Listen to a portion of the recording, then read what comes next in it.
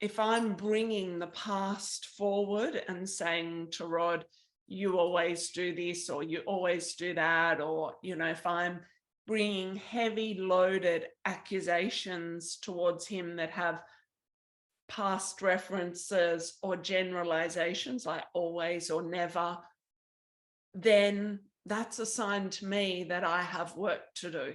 You know, if I'm carrying those sorts of charge forward in our relationship, that's on me to have a look at that.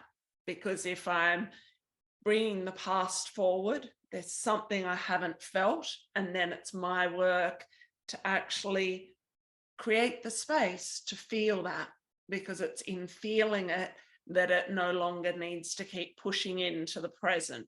If I'm using the generalizations like always and never, they're not true. So then I need to do the inquiry to see and feel so that I can release myself of whatever those past things were that have caused me to use generalization, accusation, loaded charges. Yeah, like Martina's what I would call emotionally current. So she communicates in a highly skillful manner. So I don't get those kind of accusations thrown at me. If she did come at me with that, I'd pause, I'd breathe, I'd just look her in the eyes. If I felt any hurt or pain, I'd feel that and let it come through my eyes. I wouldn't react to it, but I'd allow it to be displayed through my body like we do in feminine practice. And I'd be like, okay, so I always do this and I always do that. I'm gonna sit with that now and inquire. And I'd go off and inquire. If I react to that, then what happens is it justifies everything she says. She'll feel validated and relieved, and the conversation will become about how I reacted. Whereas if I don't react to that and I just go, okay, I'm going to look at that. Sure, I always do this and I always, and as a man, like if you use always or never, you basically, he's going to be straight away in a place of absolute self-righteousness, and justifiably so, of that can't possibly be true because I can think of all the times I didn't do that. And so in his mind, what happens is, because a man is very logical, rational, and linear, everything you just said is not truth to him. It just gets deleted immediately. So what we want to do is, like, one, yeah, I often don't ever use those sweeping generalizations, but the person is to breathe into it, feel the discomfort of the accusation and feel that it's not true because it's the always and the never thing. Allow that to be there. That won't feel good. And then go, okay, I'm gonna go off and inquire on that and go and sit and write and journal and do the work. But if Rod said something to me like, I don't like your dress, I might feel sad, and it would be sadness that's particularly relevant to that moment in time. So it's a feeling. Whereas if I went into, oh, he said he doesn't like my dress, and then it tapped into other sadness or other past experiences, then I'm in the territory of emotions. If I said something stupid and Martina gave me feedback, I would pause there. And I would assume that whatever she's saying in that moment, and this is where our work differs from a lot of other people's work, I would assume that whatever she says is 100% true. If she says, you're not seeing me, or you're not hearing me, or I'm missing something, I'll assume I'm not hearing her, I'm not seeing something, I'm missing something.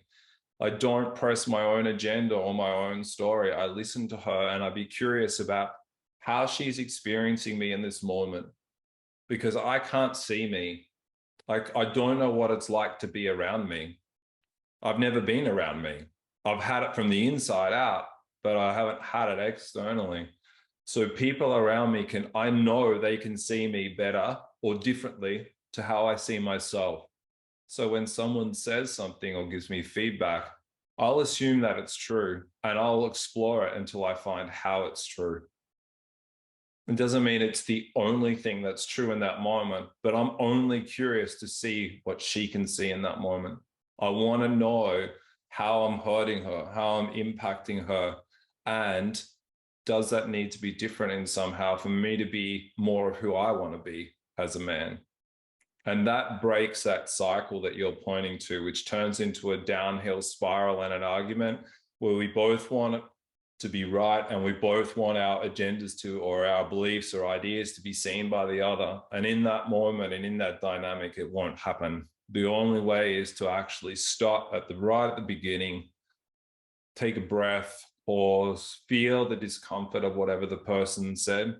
Because in my experience, it's the only things that hurt are true or are uncomfortable is because they're true. If Martina says to me, your shirt's black, I'd be like, okay. Because that's not true, it doesn't hurt. But if she says something like, I don't appreciate the way you spoke to me before, and I go, oh, it's like the only reason my body goes, ugh, is because it's true. I just don't want to see it.